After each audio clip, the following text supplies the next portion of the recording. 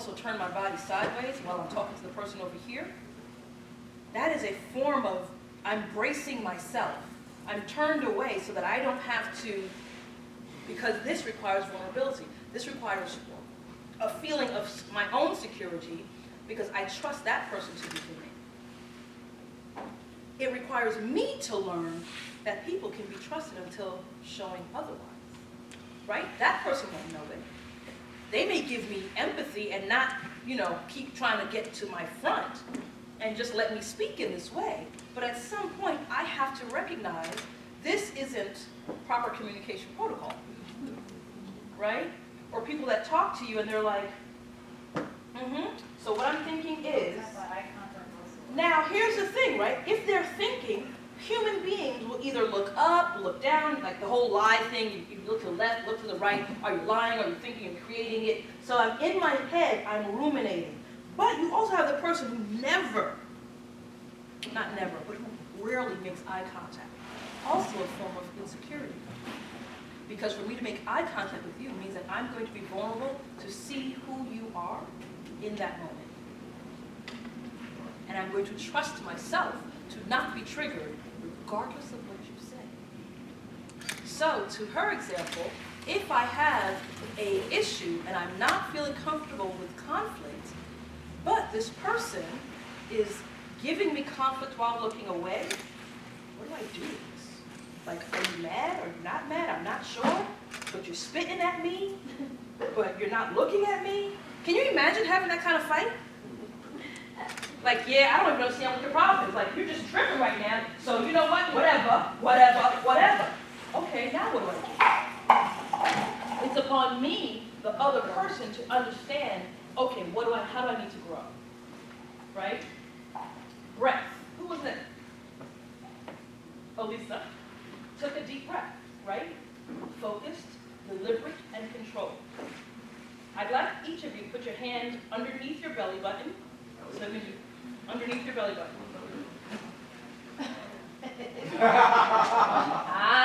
Okay. So you already know the concept, right? That deep breath needs to go there, not here. All the way down in there, into your diaphragm. When you take that breath, when they say take a deep breath, that's actually what they're telling you. Not up here, but deep into your body. Take that breath. Because, two things. It's like having a wet rag, and you make it wet again, and then you only bring it out a little bit. So whatever dirty water was in it the first time, you didn't get it out, and now you made it more wet, so you're losing absorbency because you haven't totally wrung it all the way out. That deep breath gets that old, stale oxygen out of your system.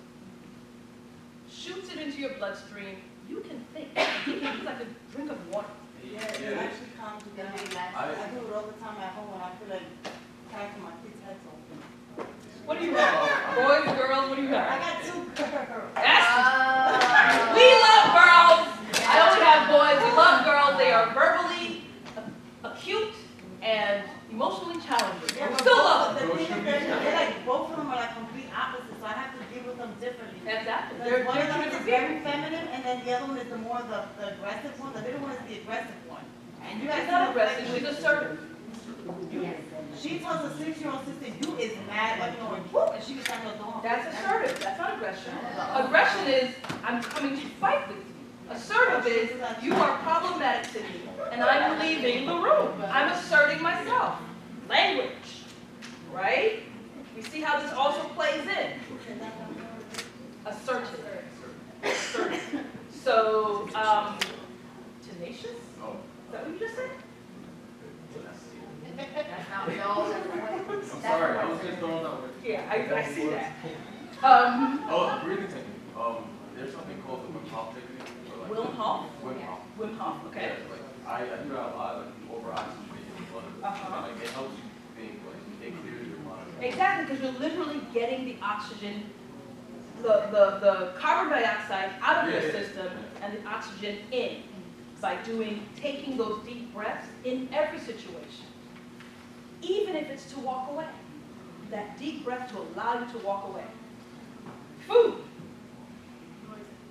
In college, I drank the most coffee of my entire life. It's what what got me through my last year of college. Caffeine and sugar. Now that I'm a mother, alcohol is my friend.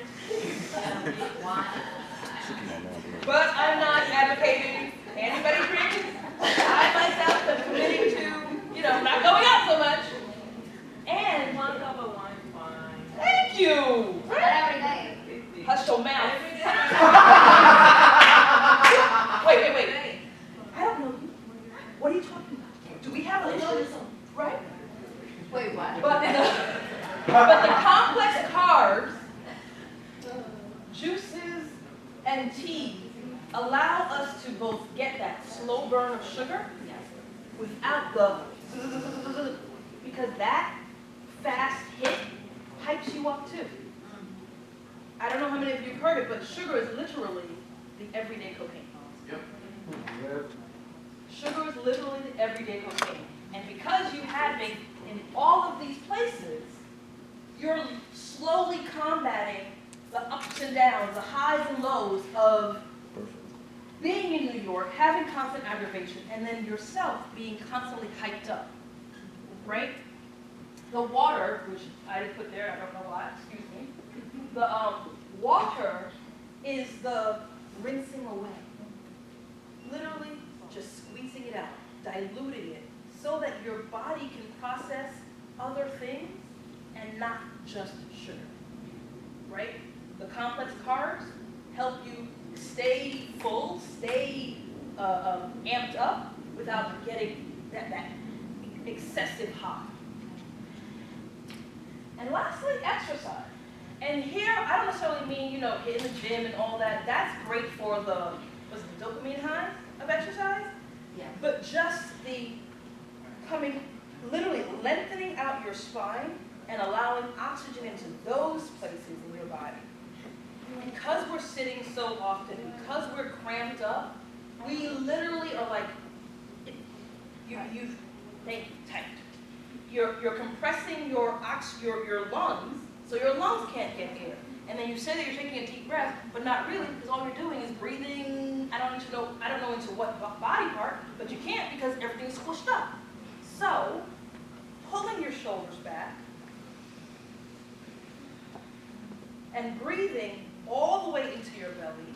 And if you have a yoga practice or a meditation practice, Tai Chi is a form of moving practice. You can breathe out your feet. This one over here dancing. I see you. Yeah. Like I said, I've got kids, but I'm ignoring you as well. So, breathing out into your feet, literally pushing that energy down so that you're grounded. The other thing with living in the city is that we're in our heads a lot. And we're on our phones. I'm not saying that phones are bad. What I am saying is like you constantly have a television and a radio playing all day long, all the time, every moment. Then you have the city noise, then you have the honking of trucks, then you have the sirens going, and it's constant noise. Literally, your nervous system is like it's on sugar too. Yeah. And it has no rest. And so, your intelligence for interactions becomes minimized. You're down to, what do I need to do to get through this day? You talk fast, you talk sharp, you're not trying to have a conversation, you're not trying to do anybody any great, you're not trying to give anybody empathy. Because you need to get home because you can't take it anymore because the noise is too much. Literally, that is one of the foundations of that intelligence. Just like math, right? You know what your process has to be to get you to the end state? Same thing with your emotions. Know what you're starting with. Understand the difference between a negative sign and a division sign. So between irritation and annoyance, between annoyance and anger, so that you can just breathe through everything before you get to anger. Make sense? The flexibility, if you work out, you know that there's the warm-up before and after. It's the exact same thing, even if you don't work out, right? You get up from bed, depending on what your process is, you either go into prayer mode or you go into meditation mode. And then when you stand up, you do a full body stretch. like hands over your head, stretch. Again, lengthening this one over here with the thing. Sorry. You're not sorry. I was stretching. You're not sorry. Literally lengthening your spine. Again, giving your body the ability to breathe. Because you've been prone all night, right? You've been sitting all day. That standing up, stretching out, bending over, going from side to side,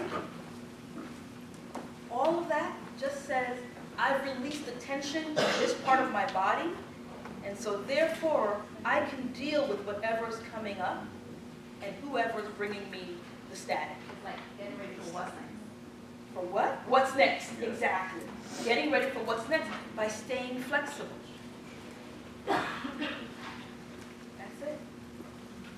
And so, ladies and gentlemen, with all of that, I invite you to take an assessment of your own self, right? And think about, where are you in your own spectrum? How do you bring yourself down and or up? How do you manage your own emotions? Are you able to then put that into your goals, into your team, into your boss, into your spouse, into your children? And that management of them, how much empathy can you extend? Right? How much grace can you give them? I understand that you're upset. I understand that you're feeling neglected. I hear you. That was not my intention. Not even I'm sorry. That wasn't my intention. And then say, how can I make it better? I'm not saying yes to everything. I'm asking the question, what do you need? Because then that brings me a little bit closer to fluidness. With that, I leave you.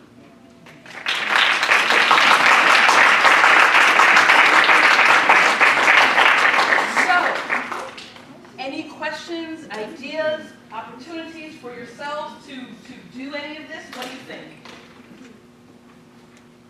Some of the stuff I do, like the breathing techniques, I have them. Because even my boyfriend, sometimes I just want to fuck him off. You need some yoga in your life. Yeah, they're very good. Yeah. Yoga better. I get rid of my anger and all of that, lifting weights and stuff Okay. like that. That's my way of doing it. That's your way of Or doing write it. down in a journal or something like that. Okay, okay. All of those things. All of those things are valuable. Yeah. Yeah. Other thoughts? Exercising and stuff. Oh yeah, or going clubbing, sometimes with my sisters, because I There you deserve go. that too. Yes, Jose? Right now, we're living in a technology World. era, right? So we can use the app. Decide.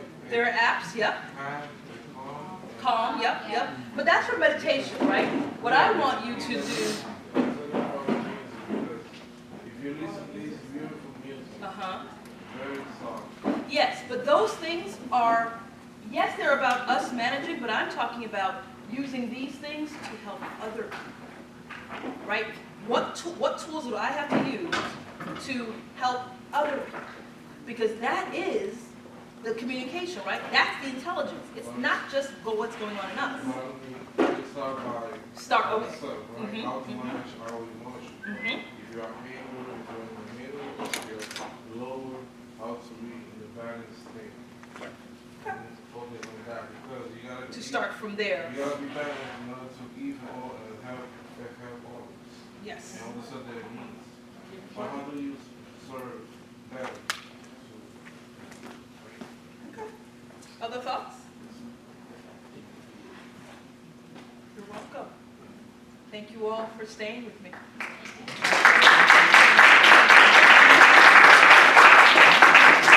I know that's high praise because I can tell. Write it up, write it up. I'm gonna be dead, not falling asleep with this, then that's for my time. Yay! All right, ladies and gentlemen, have a great day. I hope the rest of the workshop is good. Oh, yes. I'm sorry, one second. Yes. Oops, going the wrong way. Yes.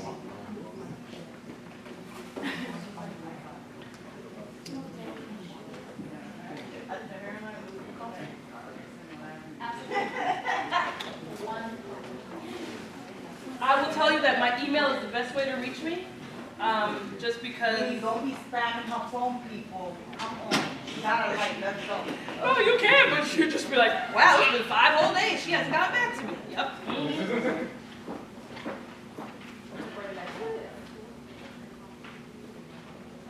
Your name's not on there. I'm sorry, it is. It is. Oh, it's such a bad color choice. R-A, B as in boy, I, A as in apple, T, at, W-H-I-T-C-H. So which, like the person, and which, like the decision. Whichriver.com.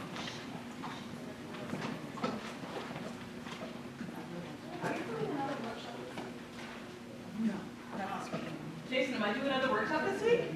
So, okay, well, that's what I do. We get you wonderful I people. bring wonderful people, so don't get over enthusiastic. I appreciate that you love Rabia, but there's going to be there were some good people yesterday, and there's going to be some awesome people the rest of the week.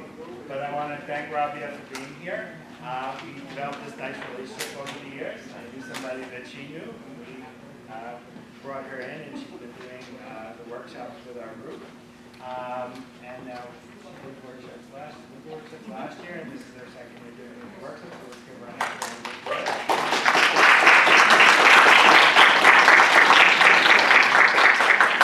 And she has to run because she has to pick up all of them. Yes, all those kids. And I'm glad you finished a little early because I have a homework assignment, a pre-assignment for you for this afternoon's workshop. No, this pre-assignment. So we're going to try, Calvin and I are going to try, Calvin's going to stall for time. I'm going to put this thing out.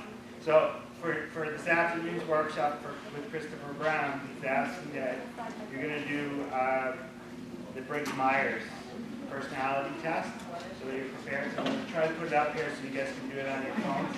And get yourself ready for that. At 1. Okay. So just so that 1 o'clock. So just so that you know, and we'll put this up. And the food's not here yet because about 15 minutes ago we're going to. So we're going to hang it. Kelvin's going to do a brief overview. Some of the stuff that SCA is doing for you guys and need your help doing for the spring semester. And I'm going to try to put this up here on the screen. You're right.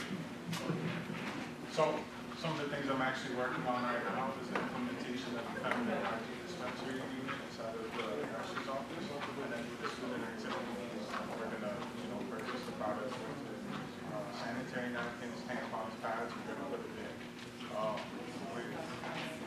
So, when you go into the A building, you know where the president's office is?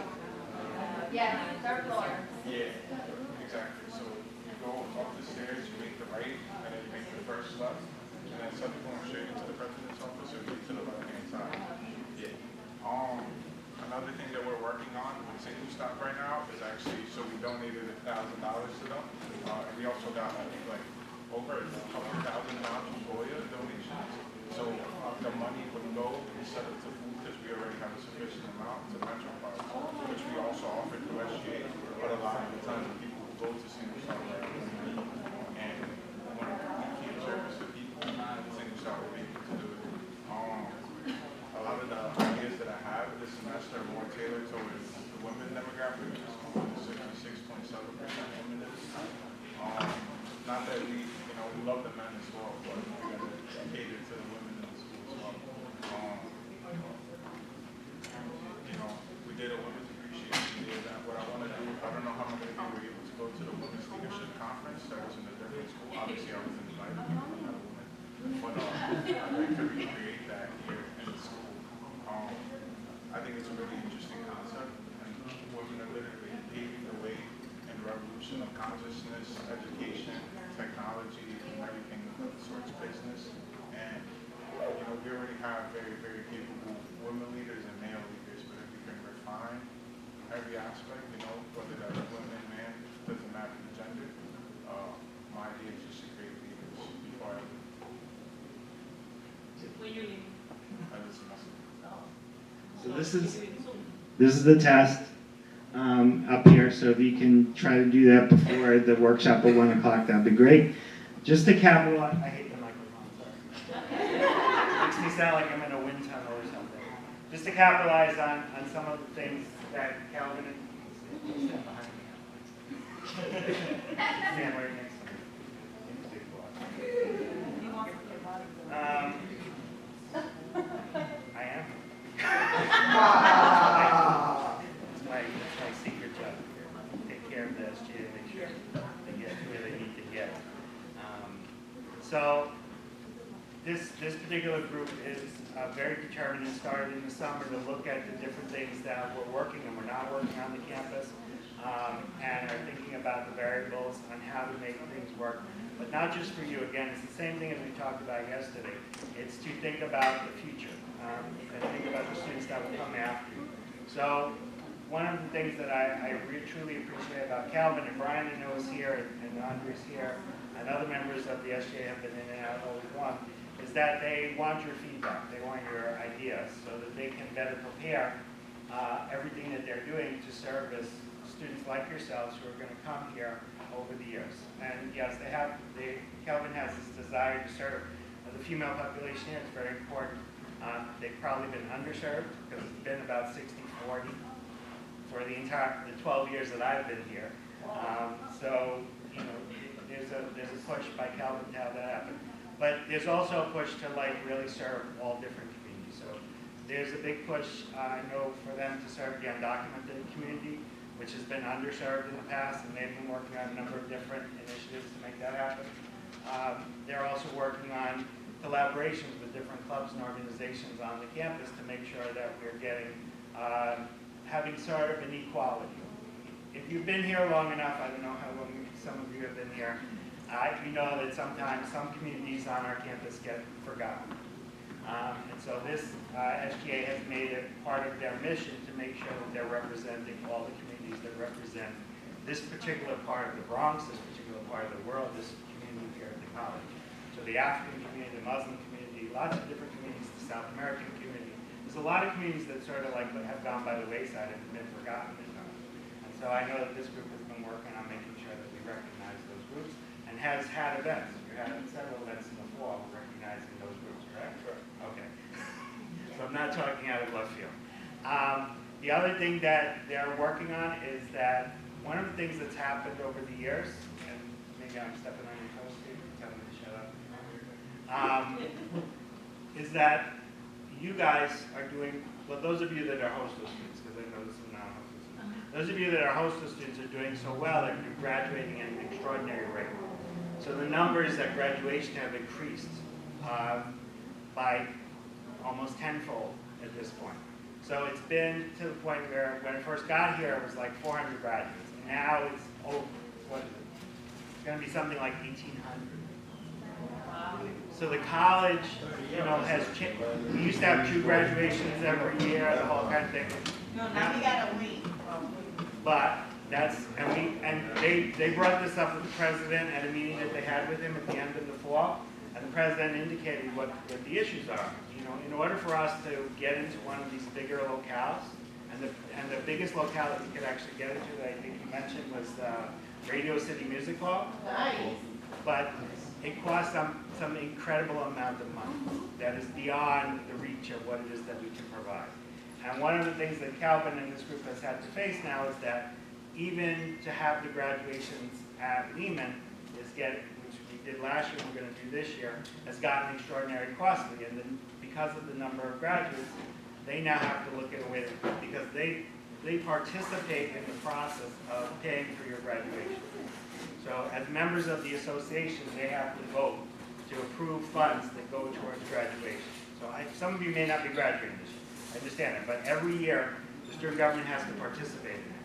So one of the things that they have had to think about is the possibility of raising the student activity fee a little bit because the reserves have been exhausted.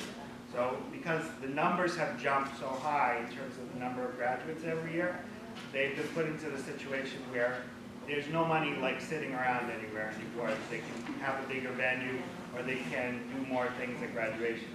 So they've been pressed into service to try to figure out a way to raise the money. And so the student activity fee, I know it affects you, and they're trying to make a modest change to the student activity fee this year. It's It's not gonna affect you this year, it would affect the people who are gonna be here next year, and some of you will be here next year. But that's what they're gonna have to do, and it's only just to, it's largely to serve that, and it's also to serve, to maintain some of the programming that you see that's going on that benefits. I mean, they gave, as he mentioned, they've given a lot of money to different groups that weren't getting money. So health and wellness was not getting a lot of money. They put that into the student activity fee as well, right? I get very little money. I try to spend my money as wisely as possible, so I'm getting a little bit more money. And there are different groups on the campus that will benefit. So one of the things that they're going to do, and they're going to need your help and your support, is that they're going to ask for a referendum on the ballot this year to raise the student activity fee a little bit. And most of that, am I correct in saying most of that's going to go to graduation? So just so that you know, because sometimes people get the wrong idea. This is one of the reasons why we exist, why the Leadership Academy exists. So I can share honestly with you what the reality is of the situation. There's very few reserves left. There's not a lot of money sitting around. You're all going to eventually graduate. We hope, we pray, we want. That's the whole goal and mission of the college. And we want you to have the best possible graduation that you can have. And the money's not going to just appear out of nowhere. And this is not one of the things that you can go to the state or the city or the federal government and ask for. This is something that has to sort of be consolidated and brought together here at the campus so that it can be provided here. And it's a very difficult decision for the student leaders to have to make because they know that they're impacting each and every student with the amount of money that you're going to pay each year. And they're trying to do it in a fiscally responsible way that's not going to affect you in a negative way, right? So it is going to be an increase, but they're trying to do it as modestly as possible. We're still fighting the battle on the other side, which is not to have the university raise the tuition this year or not raise the tuition in the future. But just so that you know, I want to share that with you. I hope it makes sense. Just so that you guys know, because information is power. So people will come to you, right? You'll see, we may have a ballot, referendum, and say, we're raising the student activity fee $20. And it's like, oh my God, they just taking more money from you. But it's not just for nothing. It's for you. It's literally, all that money that comes from the student activity fee comes directly back to you. If you don't want it, right, by not part, and this is true. So we have this conversation all the time. So there's 6,500 students here at the college. And you see who's here this week. We sent out 3,000 letters for this event. We shared it with the different areas of the college. And you guys are here. And some of you have had a great experience already, and some of you will have a great experience before you leave this week. You made the choice to be here. So you made the choice to benefit from those dollars that are collected from you by being here. And that's what we use the dollars for, to do this for you. Right? We don't have to. We could be anywhere else. We could be on vacation still. We could be on vacation still. But we're here because we want to give this leadership experience to as many people as we possibly can do. And that's everything that they're looking to raise in terms of the fee is for programs that are trying to do that. Right? He's not looking to allocate fees to some group that's not. They're trying to decrease the number of funds that are going to places that are not being used properly. So there's something called a media and communication line, and they're trying to decrease it as low as they possibly can and reallocate that money elsewhere. Because it's been sitting, every year it goes there, it gets wasted because we don't have a newspaper here, we don't have a radio station here. Now on other campuses they have a media group and they use that money for that.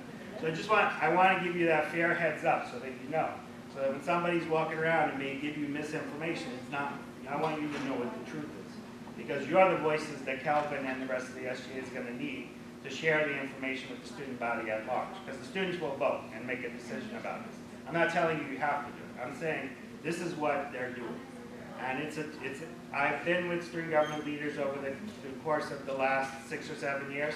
They've all had to fight. We haven't had an increase in our student activity fee in 18 years? 17 years, right? So we've maintained that over the years. And it's just become a point where they've had to make this tough decision and they're going to need your help in terms of doing this. But in all honesty, all of those dollars come back to the students. Now, again, if the students don't participate, they come here, they go home, and that's it, that's cool.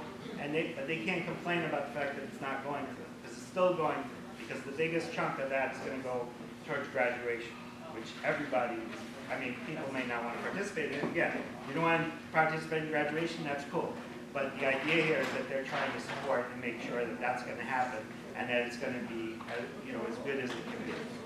And just to give you another thing that I heard with the president, just in terms of locations, he tried to make an arrangement with some of the schools in Brooklyn who got Barclays Center, and they collaborated to get Barclays Center for their graduation. But even just to go in on that was way above our head as well. I mean, it's just, one of the things that we face, and it's the hardest thing for us to deal with, is the fact, and it's also the best thing about this, we have a very small, compact student body. At max, we're going to be 7,000 students until we build a brand new building. So that's it. And when your dollars are done, exhausted, like, we can't get any more dollars. They don't magically appear. If you go to BMCC, right, where you get lost as a student, right, because it's not it's a big, and I'm not picking on BMCC, but it's a lot of people, 25,000 students. They have $2.1 million that they can play with every year in their student activity. So that's because they have those students. But you also don't get the first-hand attention of faculty and staff and people and students. You can't walk up to the president at their college and have a conversation. You can't walk up to the student government president or find the student government president on campus. Sometimes, I don't know who the president is right now, but in the past I've heard that from students who couldn't find the student government president at their campus. And it's the same at some of the other campuses. We're a small little campus.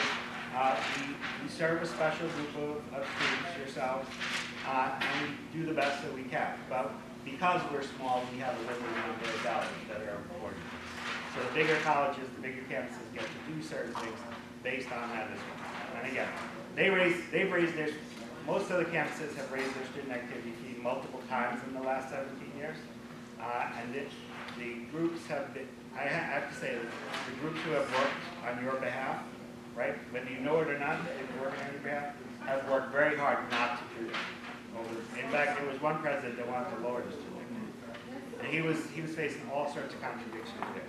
Because the bottom line was, if you do that, you get into the situation of now you have to close down services. Now you're not going to be able to provide services, right? So athletic facilities, right? So we have a gym, a weight room, and things like that. Those hours would have, that's where some of that money goes. Being able to do certain things on the campus, having a full-time parenthood person on campus, a lot of different things that, you may not realize are happening on campus. These are things that would have been lost if they had reduced it. So I just want to give Kelvin and the team props for being willing to take on this initiative. And it really was just a matter of looking at the budgets and realizing there's no way, beyond a certain point that we're actually, this year's graduation is good. You're good. They got the dollars for that, right? It's next year that becomes an issue, and so they have to make a decision to support them. And it's free, guys. And again, all of you who are Hostos students are going to have a vote, right? And you're going to make a decision ultimately. But just because we're here and we share the information, Calvin's here, I want you to know the reality, the truth, just in case somebody comes walking around. And faculty will do it too. Faculty will come around and say, oh no, they just want your money. And they're going to use it for, but then the faculty, who are the faculty advisors of the different clubs, go to Calvin and say, well, we need $6,000 for our pinning ceremony. We need $6,000 for this thing or that thing or other thing. And Calvin and the SGA is at a loss because they don't have that money sitting around that they can just get. So there's some people who just believe that there's pockets of money that just can be grabbed and used for anything, and it's not true. And when it comes to, I talked about it yesterday, the city and state are responsible for all that stuff that affects your regular tuition, right? And they're supposed to be making a contribution and an effort to make sure that we don't have to increase that. And the university's been pressured because of that. But this is more about, when you talk about the fee that they're talking about, the student activity, that never leaves the campus. It stays right here. And it comes right back to the student. It goes right back to you, right? And if you want to take advantage of it, right, you get a coffee, that's your student activity. You get lunch today, it's your student activity. There's a lot of different things. You go to work in the weight room, that's your student activity. There's somebody there to monitor. Hopefully we'll get the pool up and running. You have a lifeguard, that's your student activity. All is that where your student activity fee goes. It doesn't go off the campus, it doesn't go to some executive somewhere. It doesn't go to my pocket, it doesn't go to anybody else's pocket. It comes directly back to you. So when they come around in the spring and they're going to have to do this, and they're going to have to sell you on this and sell the entire campus on it, just so they know the truth. Can I tell them the truth? Okay, that's what it's about. It's about giving the money back to you. And they have 17 years, they have not raised the student activity fees. And it has not been easy because reserves aren't just sitting, reserves are not just like a reserve, like, it's not just like a bank sitting there, right, the gold mine, and like we can go and dig, it's the money that's sort of collected from fees that haven't been used, right, and it's collected, and then they have to reallocate and use it in different areas, and so they've been using it mostly for graduation. Does that make sense to everybody? I talk too much? I'm just, because we have this opportunity to be here and have the extra time, I wanted to say that because this is a very difficult decision for this group to make. Because most of them are going to graduate, right? But they're making a decision to increase the amount of money that every student's going to have to pay here. But they have to be fiscally responsible. That's part of their mission and their responsibility. And when it comes to these things, especially graduation, this is what they're going to ask from you. And you are going to be the decision makers for the next generation of students. And it's never easy. It's the hardest thing. I mean, the one thing that I've learned in 12 years of being here, I mean, I've lived in the Bronx for 51 years, every single one of my years now. And I've been here at Hostos for 12 years. The one thing that I've learned is that everybody who walks through our doors, well, 98.9% of everybody who walks through our doors is struggling and is coming here and trying to make a better life for themselves.